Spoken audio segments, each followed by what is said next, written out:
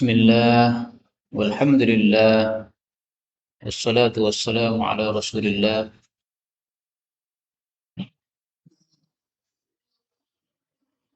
Allahumma anfa'na bima 'allamtana wa 'allimna ma yanfa'una wa zidna 'ilma wa barik lana fi 'ilmina warzuqna al-ikhlas fil qawli wal 'amali kamila wa 'ilman nafi'an la yunsa wa tawfiqan da'ima wa sihhatan wa yaqina.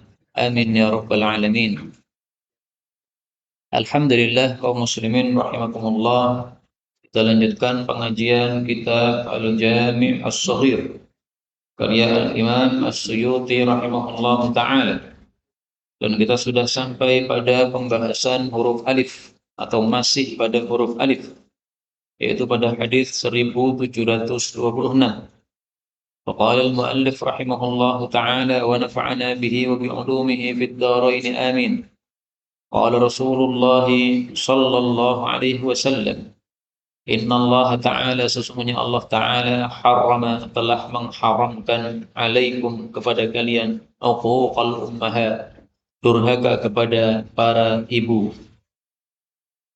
Durhaka kepada bapak juga haram, tetapi disebutkan ibu itu karena durhaka kepada ibu lebih jelek. Kenapa lebih jelek? Ibu itu mengalami susah-susah yang tidak dialami oleh bapak. Mengandung, melahirkan, menyusui, merawat, mencepoi ketika BAB dan sebagainya. Demikian juga karena ibu itu lemah, sehingga biasanya anak kemudian berani kepada ibunya. Adapun bapak biasanya kuat sehingga anaknya nggak berani sama bapaknya. Demikian juga wa'til banat, mengharamkan mengubur hidup-hidup bayi perempuan. Ini adat jahiliyah. Disebutkan bayi perempuan bukan berarti kalau bayi laki-laki boleh dikubur, bukan. Tapi karena ini adatnya seperti itu dulu, kharaja makhrajal ghalib. Dan pertama kali yang mengubur hidup bayi perempuan namanya adalah Qais bin Asim. Kasusnya Qais bin Asim ini pada suatu hari diserang oleh musuhnya. Maka putrinya kemudian ditawan oleh musuhnya. Kemudian dikumpuli oleh musuhnya tadi. Maka bapaknya nggak terima, kurang ngajar kamu kumpuli anak perempuan saya. Akhirnya kemudian damai antara dia dengan musuh.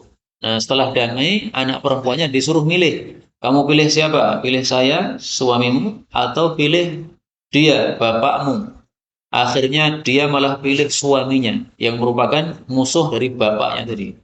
Nah, maka bapaknya mangkel sama anak perempuannya, sehingga dia bersumpah, demi Allah, nanti kalau saya lahir anak perempuan lagi, langsung saya kubur hidup-hidup, nggak akan saya beri kesempatan hidup. Akhirnya diikuti oleh seluruh bangsa Arab setelah kejadian Qais bin Asim tadi. Nah, maka diharamkan oleh Nabi SAW. Demikian juga Allah mengharamkan man'an wahad. Man'an itu mencegah kewajiban yang semestinya dikeluarkan. Misalnya orang tidak mengeluarkan zakat padahal sudah nisab, itu berarti man'an. Kalau had itu adalah mengambil harta yang bukan miliknya. Misalnya warisan, ya, mencaplok warisan dari orang lain. Misalnya kakak, karena dia kakak kemudian mengambil seluruh harta dari bapaknya. Adik-adiknya nggak dikasih, itu berarti had, yaitu mengambil yang bukan haknya. Wa kariha, dan Allah itu membenci lakum terhadap kalian qila wa qala, ngobrol ngalor ngidul. Maksudnya apa? Ngobrol yang tidak ada gunanya. Hukumnya tidak haram, tetapi apa? Makruh. Nah, nanti haram kalau sudah terjadi pelanggaran, misalnya menggunjing dan sebagainya. Wa kasratas soal, dan banyak bertanya. Maksudnya banyak bertanya yang tidak diperlukan. Kalau diperlukan nggak ada masalah. Ini ada pengajian hadis, habis selesai pengajian banyak tanya yang diperlukan memang yang belum paham, silakan. Tapi ketika banyak tanya untuk ngetes guru ini pinter pora misalnya, nah itu berarti makruh, seperti itu dibenci oleh Allah. Wa idha'atal mal, dan juga menyia-nyiakan harta, itu juga dibenci oleh Allah. Menyia-nyiakan harta itu maksudnya menggunakan harta untuk sesuatu yang tidak semestinya, itu menyia-nyiakan harta. Meskipun hanya 1.000 rupiah, itu termasuk menyia-nyiakan harta. Misalnya 1.000 rupiah untuk merokok, nah itu menyia-nyiakan harta. Adapun kalau menggunakan duit yang banyak, tetapi untuk sesuatu yang memang pas tempatnya, itu tidak sia-sia namanya. Misalnya menjamu tamu dengan menyembelihkan apa? Kambing, sebagaimana Nabi Ibrahim alaihissalatu wassalam. Wah, habis banyak ini, 1 juta, 2 juta. Nah, nggak ada masalah, itu tidak menyanyiakan. Kenapa? Itu untuk sesuatu yang bermanfaat. Menjamu tamu memang disyariatkan di dalam Islam ini. Maka kalau duitnya banyak, setiap ada tamu menyembelih kambing, silahkan, nggak ada masalah. Yang penting jangan utang aja untuk menyembelih kambing tadi. 17:27 Innallaha ta'ala sesungguhnya Allah ta'ala harama telah mengharamkan alaiya kepada saya as-sadaqata harta zakat atau harta sedekah wa ala ahli baiti juga untuk keluarga atau ahlul bait saya. Yang dimaksud ahlul bait ini adalah Bani Hashim dan Banil Muttalib. Maka seluruh keturunan Bani Hashim sampai hari kiamat tidak boleh mendapatkan harta zakat. Demikian juga seluruh keturunan Bani Muttalib sampai hari kiamat, termasuk para habaib, Habib Rizik dan sebagainya, itu tidak boleh mendapatkan harta zakat. Hadis ini disahihkan oleh Al-Albani. Khusus untuk Nabi, tidak hanya harta zakat yang wajib yang haram, tapi juga sedekah yang sunnah haram. Adapun untuk ahlul baitnya Nabi, yang haram hanya zakat wajib. Adapun sedekah sunnah boleh diberikan kepada mereka, nggak ada masalah. Maka untuk Nabi hukumnya lebih dahsyat ya. Zakat wajib maupun sedekah sunnah tidak boleh diterima atau dimakan oleh Rasul Sallallahu Alaihi Wasallam. Kalau hadiah boleh. 17:28 Innallaha ta'ala sesungguhnya Allah ta'ala haitsu ketika khalaqad da'a menciptakan penyakit khalaqad dawa Allah pun juga menciptakan obat fatadawau maka berobatlah kalian. Hadis ini menunjukkan bahwa setiap penyakit ada obatnya. Berarti COVID itu juga ada obatnya. Lah kalau belum ketemu ya itu karena belum ketemu bukan karena tidak ada, hanya belum ketemu saja. Perintah untuk berobat ini sifatnya tidak wajib, tetapi sunnah. Sehingga kalau ada orang sakit tidak mau berobat, boleh. Syaratnya dia sabar. Tapi kalau tidak sabar berkeluh kesah, maka wajib hukumnya dia berobat. Maka Nabi Ayub biarkan dirinya sakit, dia menengtok selama berapa? Belasan tahun nih begini. Nah itu kenapa? Karena beliau sabar, tidak berobat sama sekali. Nggak apa-apa. Tapi untuk orang-orang yang imannya lemah seperti kita, nggak usah nantang-nantang kayak Nabi Ayub gitu. Okay? Nah, kita sakit gigi aja sudah nggak bisa tidur, ya udah beli obat saja. Ya. Yang penting kita tidak meyakini obat itu sebagai solusi atau pemberi manfaat, tapi kita yakin bahwa pemberi manfaat hakikatnya hanyalah Allah. Obat hanya perantara saja. 17:29 Innallaha ta'ala sesungguhnya Allah ta'ala itu hayyun maha malu sitirun maha menutupi aib. Tidak mungkin Allah itu membuka aib-aib para hambanya, tidak. Yuhibbu Allah itu mencintai al-haya'a sifat malu wasitra dan sifat menutupi. Fa'idha qtasala maka apabila mandi ahadukum salah satu kalian fal yastatir hendaklah dia menutupi auratnya. Hadis ini menunjukkan bahwa kalau kita mandi hendaklah kita tidak telanjang bulat. Wah, tapi sudah ada tuh kalau mandi telanjang bulat tuh gimana? Supaya enak mandinya. Ya.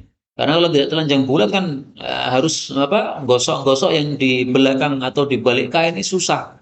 Nah, maka jawabnya adalah perintah untuk menutupi aurat ketika mandi ini ada dua macam.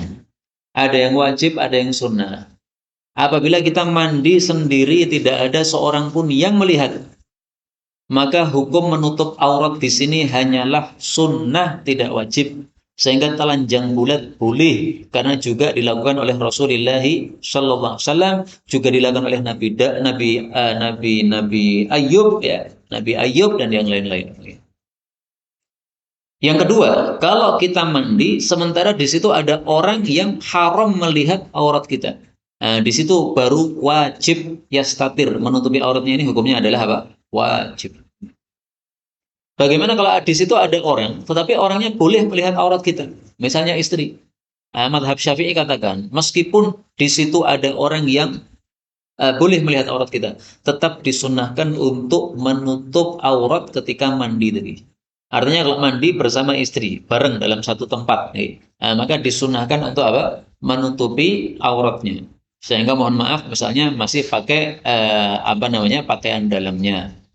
Atau kalau mau telanjang bulat ya dimatikan lampunya sehingga apa? Tidak kelihatan sama sekali aurat kita. 17:30 Innallaha ta'ala sesungguhnya Allah ta'ala hayyun maha malu karimun maha dermawan. Yastahyi Allah itu malu idza rafa'a rajul apabila seseorang mengangkat ilaihi kepada Allah yadaihi kedua telapak tangannya, maksudnya berdoa.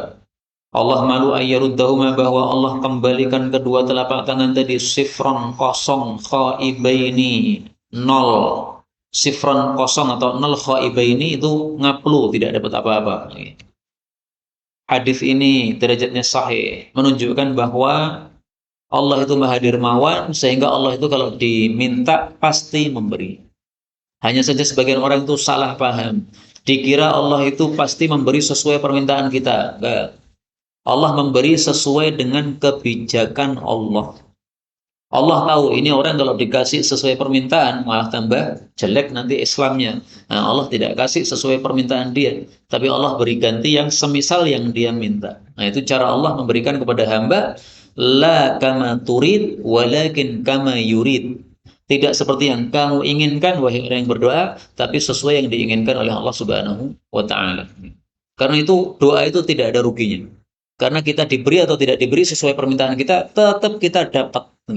Tetap apa? Kita dapat. Ada kalanya dapat seperti yang kita minta, ada kalanya dapat yang semisal kita minta, ada kalanya dapat pahala yang disimpankan oleh Allah di akhirat kelak karena Allah tidak berikan pada saat di dunia. Kemudian hadis ini menunjukkan juga bahwa salah satu penyebab doa mustajab itu kalau rafa'ar rajul, seseorang itu mengangkat kedua telapak tangannya. Ini menyebabkan doa lebih mustajab. Meskipun ini tidak wajib. Doa tanpa mengangkat tangan gini nggak ada masalah. Bisa mustajab bisa, tapi ketika diangkat lebih mustajab. Adapun mengusap maka hadisnya dhaif sehingga para ulama berselisih pendapat, ada yang mengatakan sunnah, ada yang mengatakan bid'ah. 17:31 Innallaha ta'ala sesungguhnya Allah ta'ala khatama menutup surat Al-Baqarah bi ayataini dengan dua ayat. Dua ayat itu mulainya apa, Pak? Mulainya apa? Amanar Rasul. Tetapi ada dua pendapat. Pendapat pertama mengatakan bahwa mulainya itu amanah Rasul. Supaya ini satu ayat, kemudian ayat berikutnya la yukallifullahu nafsan illa wus'aha. Ada juga yang berpendapat, termasuk Ali bin Abi Thalib, bahwa itu mulainya dari lillahi ma fis samawati wa ma fil ardh. Ini dianggap satu ayat. Adapun amanah Rasul sampai terakhir memang itu dua ayat, tetapi itu dianggap satu ayat. Kenapa dianggap satu ayat? Karena isinya mirip. Ya. Isinya apa? Ada kemiripan dua ayat tersebut. Nah, maka dua ayat ini bisa dimaksud mulai dari amanah Rasul, bisa dimaksud dari lillahi ma fis samawat. A'tani hima Allah memberikan kedua ayat tadi min kanzihi dari gudangnya alladzi tahtal arsy yang di bawah singgasana. Fata'allamuhun, maka pelajarilah mereka ayat-ayat tadi. Ya, hunna itu karena apa? Ayatnya itu beberapa kalimat. Wa'allimuhunna dan ajarkanlah ayat-ayat tadi nisa'akum kepada istri-istri kalian, wa abna'akum juga kepada anak-anak kalian. Fa innahuma karena sesungguhnya dua ayat tadi salatun isinya adalah rahmat Allah, wa Qur'anun dan isinya adalah Al-Qur'an, wa du'aun dan isinya adalah doa. Hadis ini didhaifkan oleh Al-Albani, tetapi isinya sesuai dengan hadis-hadis yang lain atau sebagian isinya sesuai dengan hadis-hadis yang lain. Karena itu para guru-guru TPA ini perlu mengajarkan ayat terakhir dari Al-Baqarah ini. Para guru-guru TPA, anak-anak TPA mestinya apa? Hafal akhir Baqarah, hafal ayat kursi, hafal 10 dari Al-Kahfi. Nah, itu ayat-ayat pilihan mestinya diajarkan untuk anak-anak. 17:32 Innallaha ta'ala sesungguhnya Allah ta'ala khalaqal jannah menciptakan surga itu bayda putih, maksudnya bersinar terang. Wa ahabbu syai'in dan paling disukainya ilallah oleh Allah itu adalah al-bayadu, warna putih. Karena itu kalau cari istri yang apa? Yang putih. Loh, sapi ngoten. Tenang. Ini hadisnya derajatnya palsu. Jadi yang istrinya tidak putih nggak usah, wah berarti salah ini. Nggak usah begitu. Hadisnya palsu. 17:33 Innallaha ta'ala sunni Allah ta'ala khalaqa telah menciptakan khalqahu, ciptaannya. Yang dimaksud ciptaannya di sini adalah satu manusia, dua jin. Malaikat nggak termasuk. Kenapa? Karena di sini ada kata-kata fi dzulmah, dalam kegelapan. Malaikat itu diciptakan dari sinar. Fa'alqa lalu Allah memberikan atau melemparkan alaihim kepada mereka min nurihi, dari sinarnya. Faman asabahu min dzalikan nur, maka barang siapa yang mengenainya dari sinar tadi, yauma idzin, pada hari itu, ihtada, dia mendapatkan petunjuk. Jadi panjenengan ini sebagai umat Islam, berarti waktu itu panjenengan mendapatkan apa? Lemparan sinar dari Allah Subhanahu wa taala. Sehingga panjenengan masuk Islam, kemudian mengikuti Islam ini. Mudah-mudahan kita semuanya mati dalam keadaan husnul khatimah. Amin ya rabbal alamin. Wa man akhtaahu, dan barang siapa yang sinar itu meleset darinya, dhalla, maka dia itu sesat. Hadis ini sahih. Jadi kalau ada orang-orang kafir, kenapa kafir? Ya. Kenapa kok sampai matinya kafir? Padahal keluarganya banyak yang masuk Islam, tapi kok dia sendiri sampai mati kafir? Itu karena pada waktu diciptakan oleh Allah dulu itu sinar tidak mengenai dia, akhirnya kafir. Ya. Karena dia masih dalam kegelapan sehingga bingung terus sampai matinya bingung, tidak dapat hidayah. 1734. Innallaha ta'ala, sungguhnya Allah ta'ala khalaqa Adam, menciptakan Nabi Adam min qabdah, dari satu genggaman. Qabadaha, yang Allah menggenggamnya, min jami'il ardi, dari seluruh bumi ini. Faja'a banu Adam, maka datanglah anak-anak Nabi Adam ala qadril ardi, sesuai dengan kadar bumi. Maksudnya gimana? Ja'a minhum, datang di antara mereka al-ahmar, ada yang kulitnya merah, wal abyad, ada yang kulitnya putih, wal aswad, ada yang kulitnya hitam, wa baina dzalik, ada yang tengah-tengah seperti orang Indonesia, ya, sawu mateng, ya, tengah-tengah. Wasahlu, ada yang mudah, mudah itu maksudnya sifatnya gampangan, ya, memudahkan. Wal haznu, ada juga yang susah, ya. Orangnya susah, tidak mudah, orangnya mudah marah dan sebagainya. Wal khabithu, ada yang buruk, wat thayyib, ada yang baik, wa baina dzalik, ada juga yang tengah-tengah. Hadis ini riwayat Abu Dawud sahih. Jadi manusia ini kenapa bermacam-macam? Itu karena Nabi Adam diciptakan oleh Allah dari seluruh macam tanah yang ada di bumi ini. Maka tanah ada yang merah, akhirnya anak Nabi Adam ada yang kulitnya merah, putih kemerah-merahan itu. Ada yang putih jernih, ada juga yang hitam, ada juga yang tengah-tengah. Kalau ada di antara kita yang sifatnya orangnya gampangan, ya, mudah memudahkan orang lain, nah itu berarti diciptakan dari tanah-tanah yang lembut, yang empuk, lempung dan sebagainya. Kalau ada orang yang susah, ya, gampang marah, dikit-dikit susah jadi masalah, nah itu berarti diciptakan dari tanah-tanah bebatuan, cadas. Akhirnya apa? Sifatnya juga keras begitu. Tapi seperti ini bisa diubah dengan cara membiasakan diri. Yang mudah marah bila pengen untuk tidak mudah marah, apakah bisa? Bisa, dengan syarat dia membiasakan diri. Lama-lama sifat atau watak asalnya akan hilang, akan berubah. Tapi kalau dia tidak membiasakan diri, maka dia akan tetap seperti asal muasalnya dia. Kalau dia dari batu kuno, batu cadas keras, dia akan keras sampai intinya keras terus. 1735. Innallaha ta'ala, sesungguhnya Allah ta'ala khalaqal khalqa, menciptakan makhluk. Wa ja'alani, lalu menjadikan saya fi khairi firaqihim, pada yang terbaik dari kelompok-kelompok mereka. Wa khayyara, dan Allah pun memilih al-firqataini, dua kelompok. Maksudnya dua kelompok ini ada yang Arab, ada yang Ajam. Ajam itu non-Arab. Tsumma, kemudian takhayyara, Allah itu memilih lagi al-qabail, kabilah-kabilah, yaitu dari bangsa Arab dipilih. Faja'alani, lalu Allah meletakkan saya fi khairi qabilah, pada kabilah terbaik. Tsumma takhayyara al-buyut, kemudian Allah memilih dari rumah-rumah dari kabilah tadi. Faja'alani fi khairi buyutihim, lalu Allah letakkan saya pada yang terbaik dari rumah-rumah mereka. Fa'ana khairuhum nafsan, maka saya ini yang terbaik dari mereka akan jiwanya. Wa khairuhum baita, dan yang paling baik juga rumahnya. Hadis ini didhaifkan oleh Al-Albani. Tapi hadis yang semisal adalah sahih.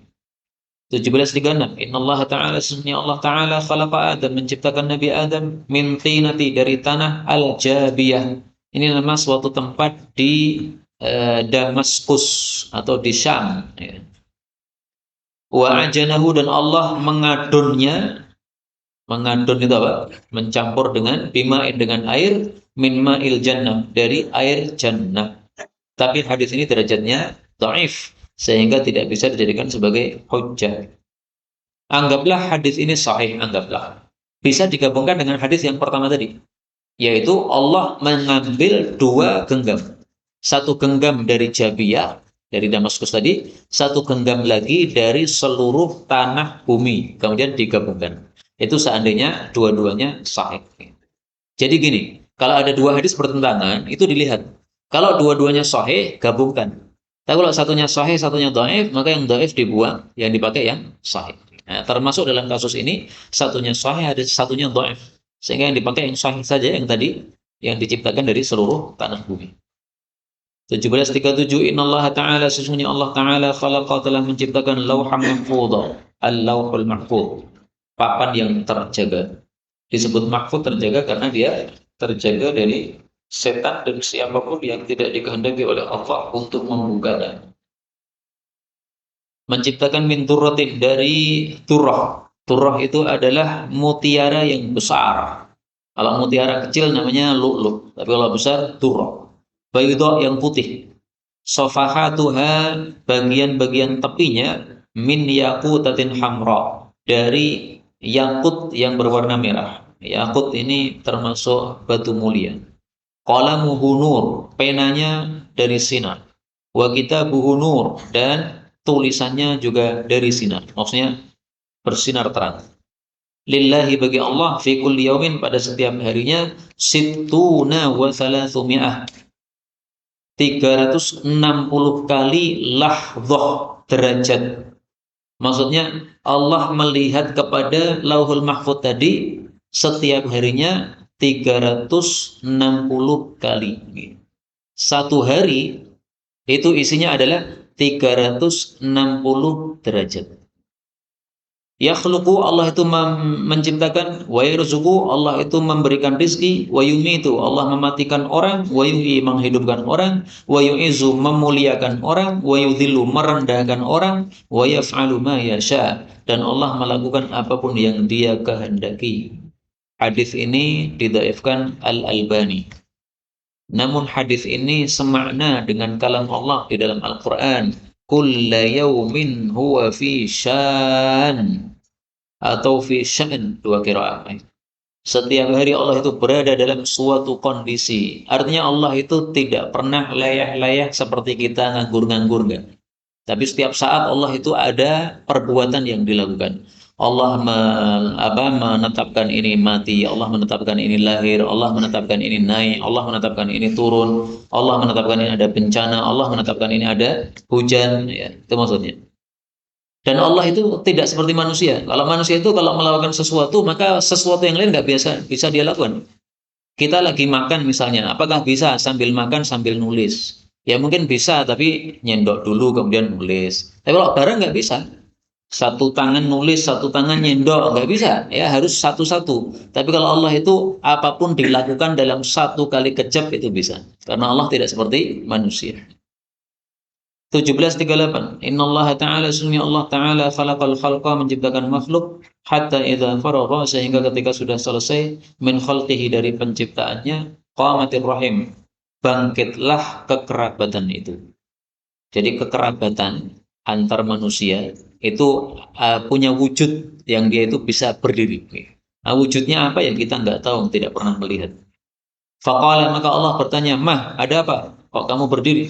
Faqalat, maka kekerabatan ini berkata, hadza, berdiri saya ini adalah maqamul a'idz bika, berdirinya orang yang berlindung kepada Anda, minal qati'ah, dari pemutusan hubungan kerabat. Qala, Allah berkata, na'am, ya, baik. Ama tardaina, apa kamu tidak puas, an asila, bahwa aku menyambung, man wasalaki, orang yang menyambung kepada kamu. Wa aqta'u, dan aku memutus, maksudnya memutus dari rahmat, man qata'aki, siapapun yang memutus terhadap kamu. Jadi maksudnya ancaman, ya, bahwa siapapun memutus hubungan kerabat, maka Allah putus rahmat darinya.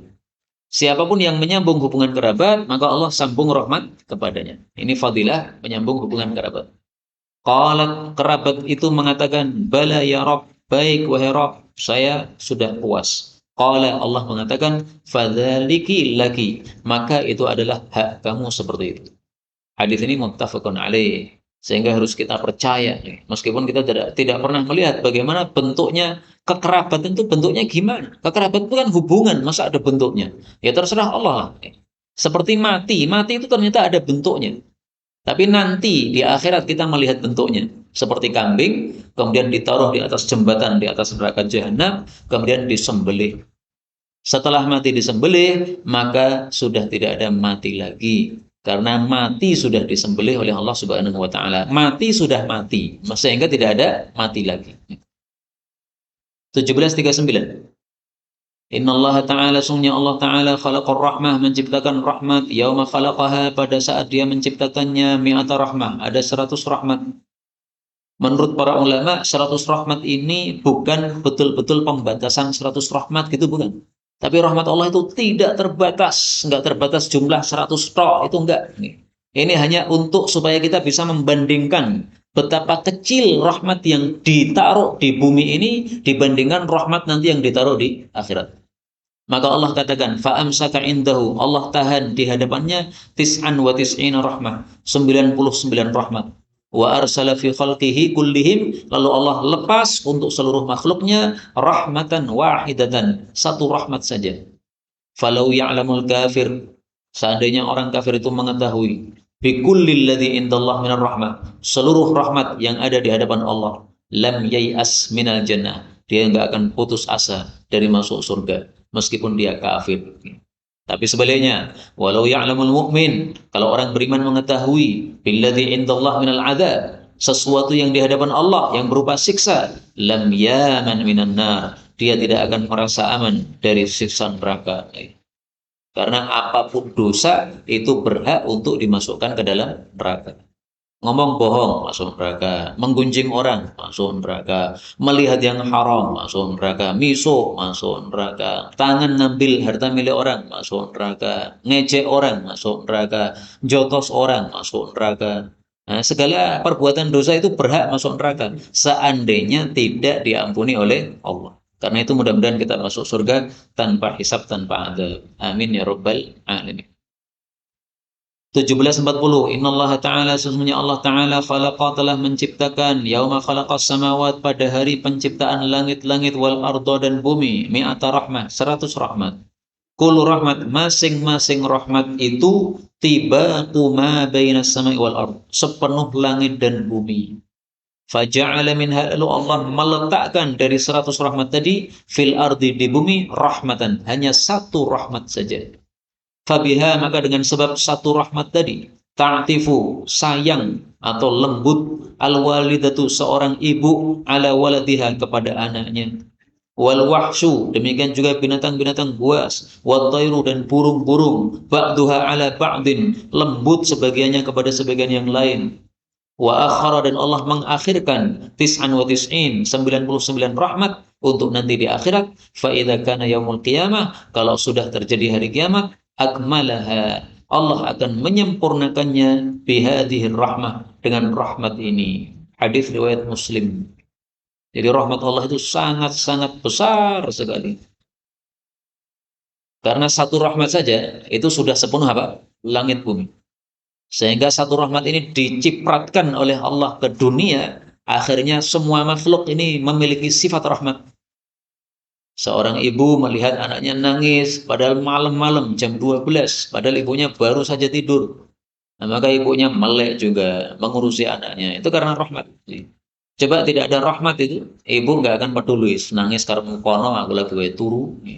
Bapak juga nggak akan peduli, nangis karena kono sampai mati ya karena aku lagi pulang kerja kesel saya. Nah itu kalau tidak ada rahmat begitu. Tapi Allah ciptakan satu rahmat menyebabkan seluruh makhluk ini saling punya rahmat kepada sesama. Itu hanya satu rahmat saja. Bagaimana kalau 99 rahmat yang lain yang disimpan oleh Allah? Karena itu, meskipun kita ini manusia-manusia yang punya dosa, kalau kita mengetahui rahmat Allah yang sangat besar seperti ini di akhirat, maka tidak usah kita malu untuk berdoa kepada Allah, mengatakan, ya Allah, mudah-mudahan kami semuanya masuk surga tanpa hisab, tanpa adab. Meskipun teorinya yang namanya maksiat itu berhak untuk diadab. Itu teorinya begitu. Tapi Allah Maha Rahmat. Sehingga kita berharap rahmat Allah saja lah. Ya kita tahu kita kalau sholat yang nggak khusyuk 100%. Kita tahu sholat kadang-kadang terlambat. Tapi berharap seperti ini nggak ada masalah. Allah itu rahmatnya sangat sangat besar. Tapi jangan kemudian meremehkan dosa-dosa, jangan. 17:41. Innallaha ta'ala, sesungguhnya Allah Ta'ala khalaqal jannah, ciptakan jannah, wa khalaqan nar, ciptakan neraka, wa khalaqa, lalu Allah ciptakan lihadhihi, untuk jannah ini ahlan, penghuninya, wa lihadhihi, dan untuk neraka ini ahlan, penghuninya juga. Hadis riwayat Muslim, derajatnya sahih. Lah kalau di sini tertulis dhaif, ini saya nggak paham. Kalau riwayat Muslim kok dhaif, ini gimana, nggak paham ya. Riwayat Muslim mestinya apa? Sahih ya. Diriwayatkan oleh Imam Muslim dalam kitab Sahih ya. Di situ dhaif nomor sahih Satari. Nomor 1741. Dhaif. Padahal Muslim gini. Mim itu kan Muslim. Nah, ini mungkin salah tulis saja. Saya tidak yakin ini kode dari Imam Suyuti. Karena biasanya Imam Suyuti itu mempermudah dalam pensahihan hadis. Nah, sehingga kalau riwayat Muslim mestinya apa? Di sini tertulisnya itu sahih, bukan dhaif. Nah, ini mungkin salah cetak saja. Jadi maksudnya Allah itu ketika menciptakan jannah itu sudah menetapkan siapa-siapa manusia nanti masuk jannah. Ketika menciptakan neraka juga begitu, sudah ditetapkan siapa-siapa masuk neraka. Nah, maka kita ini nggak ngerti. Kita ini termasuk calon surga atau calon neraka, nggak ngerti. Tapi itu nggak penting bagi kita.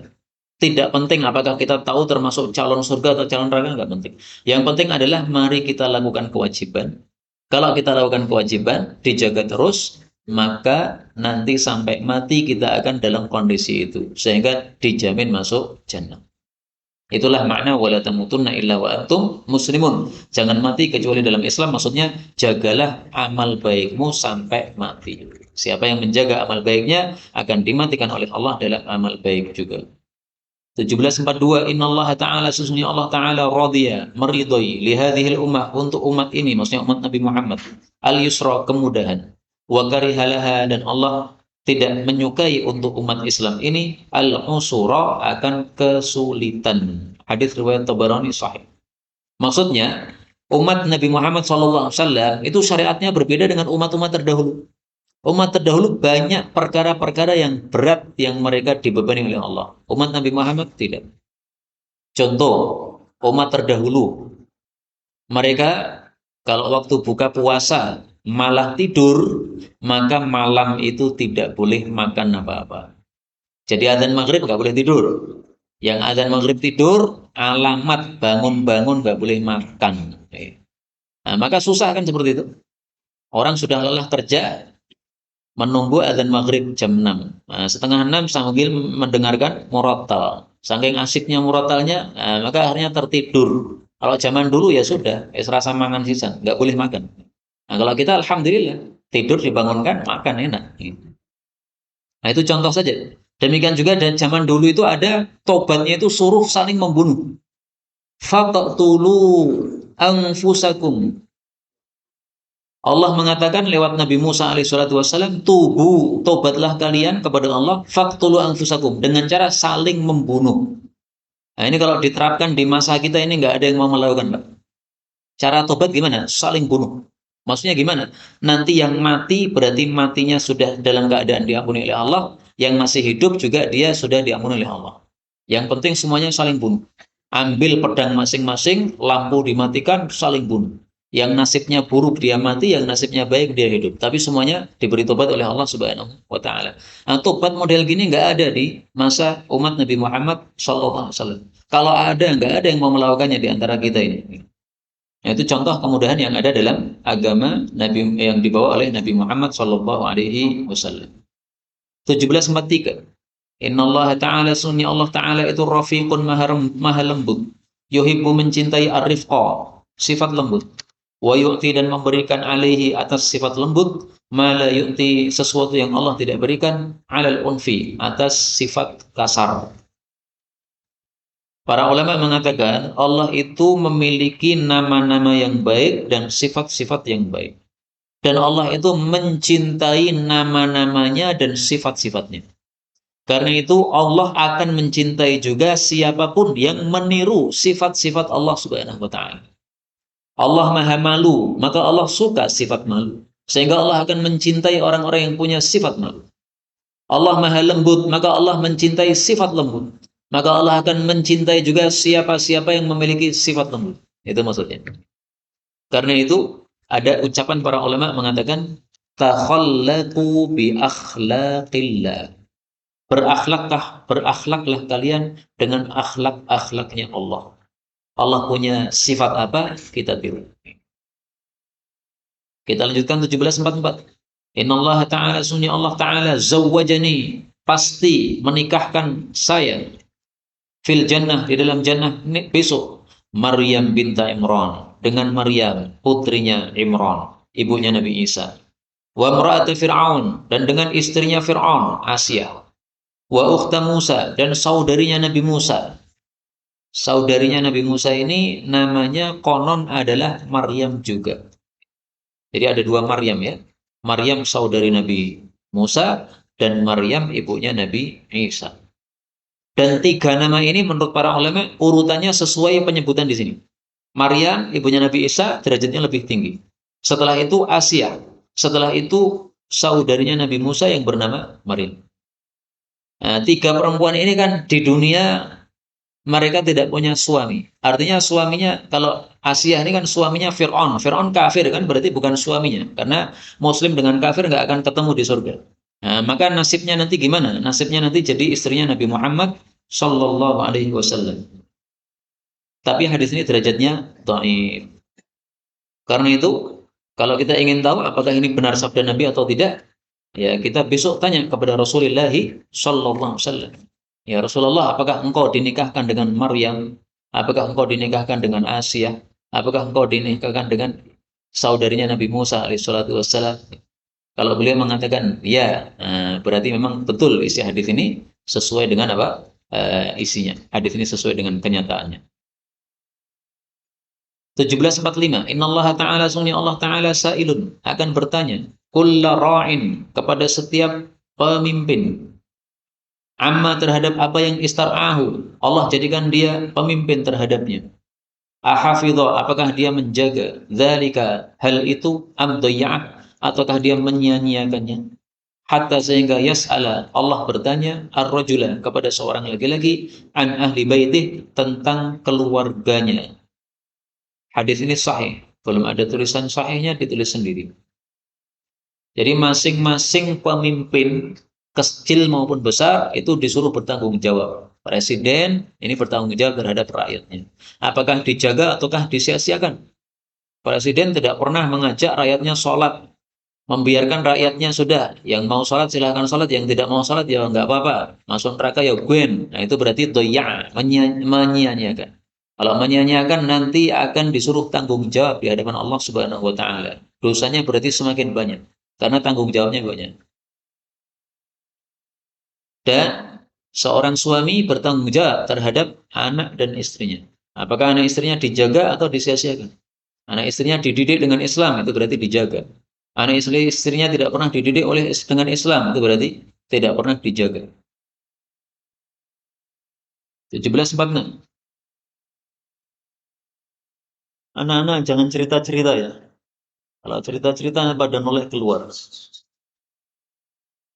Innallaha ta'ala, sungguhnya Allah ta'ala sama menyebut Al-Madinah, kota Madinah, Tabah, sebagai Tabah.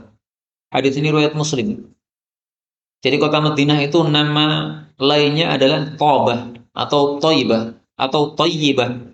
Artinya sama, yaitu yang baik atau yang bersih, yang apa? Yang wangi. Thayyib itu maknanya sesuai dengan kondisi. Nah, kenapa kota Madinah disebut Thayyib atau Tabah atau Thaibah? Itu karena bersih dari orang-orang munafik. Nanti di akhir zaman Allah akan jadikan Madinah ini berguncang. Setiap kali berguncang, orang munafik semuanya keluar. Goncang lagi, munafik keluar. Goncang lagi, munafik keluar. Bersih, sehingga tinggal orang-orang Muslim saja. Dajjal pengen masuk, nggak bisa. Maka munafik-munafik yang keluar itu sudah gabung kepada Dajjal. Tersisa orang-orang baik di dalam kota Madinah. Demikian juga disebut sebagai Tabah, yang artinya wangi, ini karena di situ ada jasad yang wangi, itu jasadnya Rasulullah Shallallahu Alaihi Wasallam. Nama lainnya, nama kota Madinah sebelum diubah oleh Allah dengan nama Taubah itu adalah namanya Yathrib. Nah, Yathrib ini Nabi tidak senang. Kenapa? Karena ini artinya adalah jelek. Tasrib itu artinya mencela. Yathrib berarti apa? Mencela. Nah, Nabi nggak suka nama kota mencela. Itu nggak senang beliau. Akhirnya diubah dengan perintah Allah Subhanahu wa taala menjadi kota Madinah atau kota Taubah. Dan dari sini kita ambil pelajaran juga, setiap nama yang tidak baik itu disunahkan atau disyariatkan untuk diubah. Nabi pernah bertanya kepada seorang sahabat, namamu siapa? Nama saya Syaitan. Maka oleh Nabi diubah, nama jangan Syaitan, diganti. Nabi bertanya kepada putrinya Sayyidina Umar, kamu siapa namanya? Namanya adalah Asiyah, tukang maksiat. Nah, maka oleh Nabi diubah, anti Jamila, namamu itu Jamila, wanita yang cantik. Nah, itu putrinya Sayyidina Umar. Nah, kok diberi nama Asiyah itu gimana ya? Wanita yang durhaka. Kenapa itu? Nah, itu adat jahiliyah dulu. Kasih nama anak itu yang ngeri-ngeri begitu.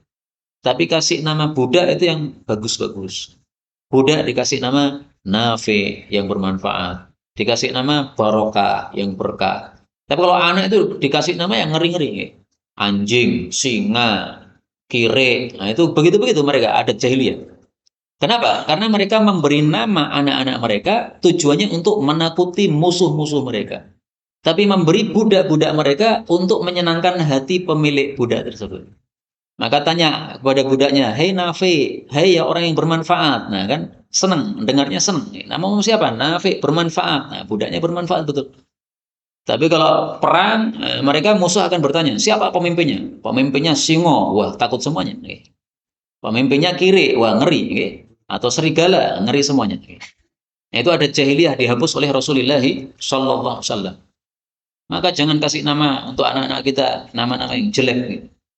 Ada seorang anak di Indonesia itu namanya Ribut. Nah, itu nggak benar itu. Itu nanti anaknya ribut betul. Pengajian tidak pernah di dalam tapi selalu di luar ribut sendiri. Itu karena namanya ribut benar.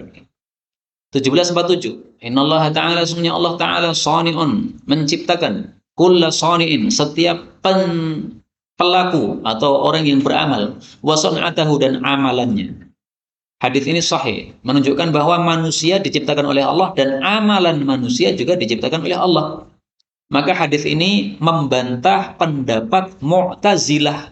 Mu'tazilah kelompok sesat seperti Syiah dan sebagainya. Mu'tazilah berpendapat bahwa Allah tidak menciptakan amalan manusia.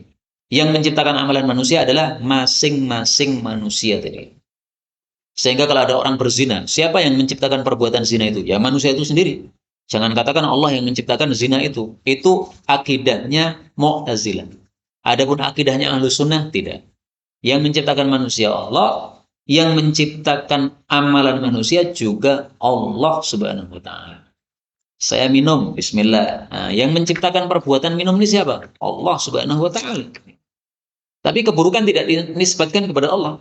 Karena manusia sudah diberi akal oleh Allah, tahu mana baik, mana buruk. Sehingga kalau manusia sudah tahu mana baik, mana buruk, tetap nekat melakukan yang buruk, keburukan itu tidak dinisbatkan kepada Allah, meskipun Allah yang menciptakannya. Tapi dinisbatkan kepada pelakunya sendiri-sendiri, karena dia sudah bisa mikir mana baik, mana buruk. Maka hadis ini sama dengan ayat Quran, Wallahu khalaqakum wa ma ta'malun. Surat As-Saffat ayat 96. Allah itulah yang menciptakan kalian, juga menciptakan seluruh amal yang kalian lakukan. Nah, kalau kita tahu bahwa seluruh amal kita itu diciptakan oleh Allah, kita tidak akan sombong terhadap amal kita. Saya ini ahli ibadah, nggak akan sombong. Kenapa? Yang menciptakan kita mau ibadah itu Allah Subhanahu wa taala. Allah berikan taufik dalam hati kita, akhirnya muncullah amalan ibadah tadi. Kalau Allah tidak berikan taufik, nggak bakal muncul itu amalan ibadah itu. 1748. Innallaha ta'ala sungguh Allah Ta'ala thayyib maha baik, yuhibbut tiba atau yuhibbu thayyib ya, tib ya. Yuhibbu tiba, mencintai kebaikan. Nadhifun Allah itu maha bersih, yuhibbun nadhafa, mencintai kebersihan. Karimun dermawan, yuhibbul karam, mencintai kedermawanan. Jawadun dermawan, yuhibbu mencintai al-juda, kedermawanan. Fanadhifu maka bersihkanlah afniyatakum, halaman rumah kalian. Wala tashabbahu, jangan menyerupai bil Yahud, orang-orang Yahudi yang mereka membiarkan halaman rumahnya penuh dengan najis dan kotoran. Tapi hadis ini memang dhaif, meskipun isinya sesuai dengan hadis-hadis yang lain. Contohnya sabda Nabi Shallallahu Alaihi Wasallam, "Nadzifu afniyatakum." Kata Nabi, bersihkanlah afniyatakum, halaman rumah kalian. Fa'inal Yahud, karena Yahudi itu la tutahhir, tidak mensucikan afniyataha, halaman rumahnya. Hadis riwayat Tabarani hasan.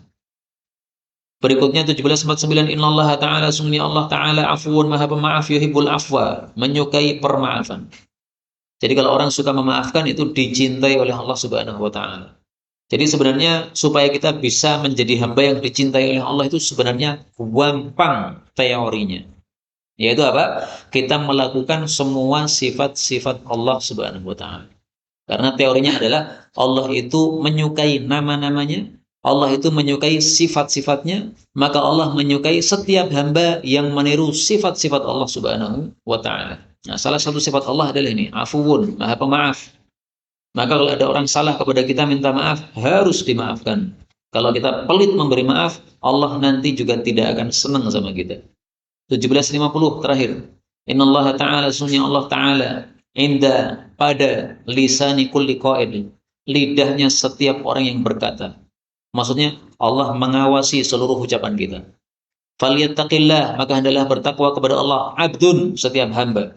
Wal yangdur, hendaklah dia perhatikan ma yaqul, apa yang hendak dia ucapkan. Jadi maksudnya sebelum berucap suruh mikir dulu. Kira-kira ucapan seperti ini mendatangkan ridha Allah atau tidak? Kira-kira ucapan seperti ini memunculkan akibat buruk atau tidak? Kadang-kadang ya, kalimat itu sebenarnya bukan kalimat yang maksiat. Tapi kalau kita ungkapkan, menyebabkan apa?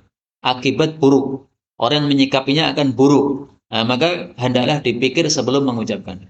Itu maksud hadis ini. Meskipun hadis ini derajatnya secara sanad adalah dhaif, tapi isinya sangat bagus sekali, sesuai dengan ajaran-ajaran Islam secara umum. Inilah yang dapat kita baca. Benarnya dari Allah. Kalaupun ada salahnya, fa astaghfirullahaladzim li wa lakum. Walhamdulillahirabbil alamin.